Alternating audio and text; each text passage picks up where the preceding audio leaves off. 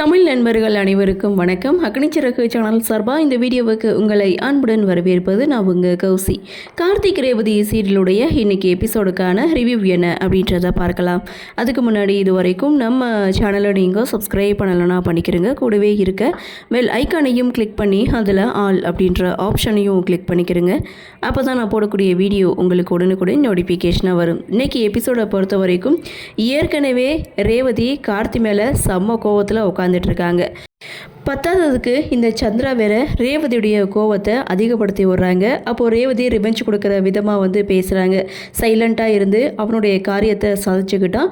இனிமே தான் நான் யாருன்னு தெரியும், இனிமே நான் யாருன்னு அவனுக்கு காட்டுறேன் அப்படின்னு சொல்லி பேசிகிட்டு இருக்கும்போது சாமுண்டீஸ்வரியுடைய என்ட்ரி. ஏற்கனவே அவள் கோவத்தில் இருக்கா, பத்தாததுக்கு நீங்கள் வேற இன்னும் பேசி அவளோட கோவத்தையும் அதிகப்படுத்துறீங்க அப்படின்னு சொல்லி வீட்டில் விளக்கேற்ற சொல்கிறாங்க. ஆனால் கல்யாணமே பிடிக்காத கல்யாணம், அப்படி இருக்கும்போது எப்படி நான் விளக்கேற்ற முடியும்னு ரேவதி கேட்க, கல்யாணம் நான் தான் பண்ணி வச்சேன், இன்றைக்கி நான் செய்தது உனக்கு தவறாக தெரியும், ஆனால் இன்னொரு நாள் என்னைக்காவது நீ யோசிப்ப அம்மா செய்தது கரெக்டுன்னு வீட்டில் விளக்கேற்று அப்படின்னு சொல்லி ரேவதியை ஃபோர்ஸ் பண்ணுறாங்க. ரேவதியும் பார்த்திங்கன்னா வேறு வழி இல்லாமல் பூஜை அறையில் போயிட்டு விளக்கு ஏற்றுறாங்க. ஸோ இதெல்லாம் பார்த்த சந்திரா சாமுண்டீஸ்வரி கிட்டே கேட்குறாங்க, அவளுக்கு விருப்பமே இல்லாமல் கல்யாணம் பண்ணி வச்சிங்க, இப்போ ஏன் அவளை போட்டு கஷ்டப்படுத்திட்டு இருக்கேன்னு சொல்லி கேட்கும்போது எல்லாம் எனக்கு தெரியும் அப்படின்னு சொல்லி இவங்களுடைய கன்வர்சேஷனை முடிக்கிறாங்க.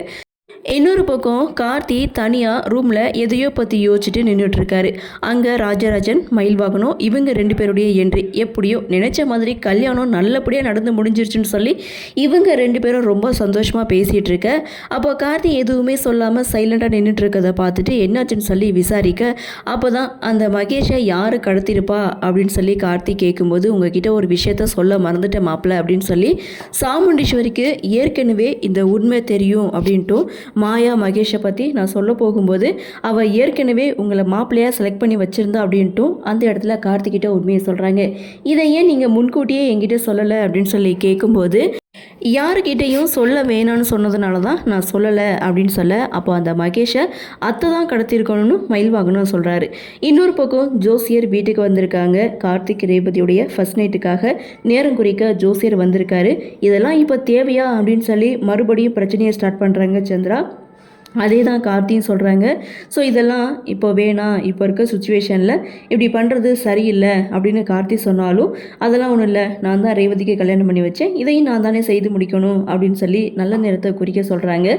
ஸோ இந்த விஷயத்த உடனே சந்திரா ரேவதி கிட்டே போய் சொல்கிறாங்க, நீ என்னமோ மனசு உடஞ்சு போய் தான் உட்காந்துட்ருக்க, ஆனால் அந்த டிரைவர் ஜோசியரை கூட்டிகிட்டு சாந்தி முகூர்த்தத்துக்கு நேரம் குறிச்சிட்ருக்கான் அப்படின்னு சொல்ல பயங்கர கோவத்தோடு போன ரேவதி அம்மா கிட்டே கேள்வி கேட்குறாங்க. ஆனால் சாமுண்டீஸ்வரி உனக்கு கல்யாணம் பண்ணி வச்சதே நான் தான், இதையும் நான் தான் செய்து வைக்கணும் அப்படின்னு சொன்னதும் ரேவதினால் எதுவுமே பேச முடியல. அங்கேருந்து போகிறாங்க. அந்த இடத்துல கார்த்தியும் அதை தான் சொல்கிறாங்க, இப்போ இருக்க சுச்சுவேஷனில் இதெல்லாம் செய்கிறது சரியில்லை மேடம் அப்படின்னு சொல்ல, என்ன இன்னும் மேடம்னே கூப்பிட்டுருக்க, அத்தனை கூப்பிடு அப்படின்னு சொல்லும்போது, சரிங்க மேடம்னு சொல்லி மறுபடியும் மேடம் கூப்பிட, மறுபடியும் பார்த்தியா அப்படின்னு சொல்ல இங்கே கார்த்தி மாறிட்டாரு, அத்தனை கூப்பிட்றாரு.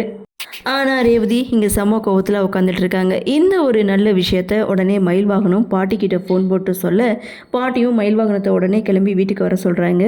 இங்கே கார்த்திக் ரேவதியோட ஃபர்ஸ்ட் நைட்டுக்கான எல்லா ஏற்பாடுகளையும் நானே என் கையால் செய்ய போகிறேன் அப்படின்ற மாதிரி பாட்டி ஒரு பக்கம் பிளான் பண்ண, இன்னொரு பக்கம் ரோகிணி கார்த்தியை போய் திட்டிகிட்டு இருக்காங்க. ரேவதி உன்னை முழுசாக நம்பினா நீ இப்படி ஏமாத்திட்ட அப்படின்னு சொல்லி கார்த்தியை இங்கே திட்டிகிட்டு இருக்கும்போது அந்த இடத்துல ராஜராஜனுடைய என்ட்ரி. வழக்கம் போல் ராஜராஜன் கார்த்திக்கு தான் சப்போர்ட் பண்ணுறாங்க.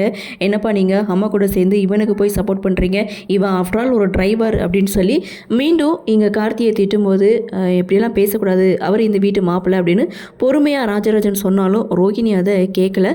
ஸோ அந்த இடத்துல ராஜராஜன் இவர் யார் தெரியுமா அப்படின்னு சொல்ல அந்த இடத்துல கார்த்தி ராஜராஜனை தடுக்கிறாங்க. இதோட எபிசோடையும் முடிக்கிறாங்க. என்ன நடக்குது, என்ன மாதிரியான சுவாரஸ்யத்தோடு கதைக்கள நகர்வை கொண்டு வராங்க அப்படின்றத நாமளும் பொறுத்திருந்து பார்க்கலாம்.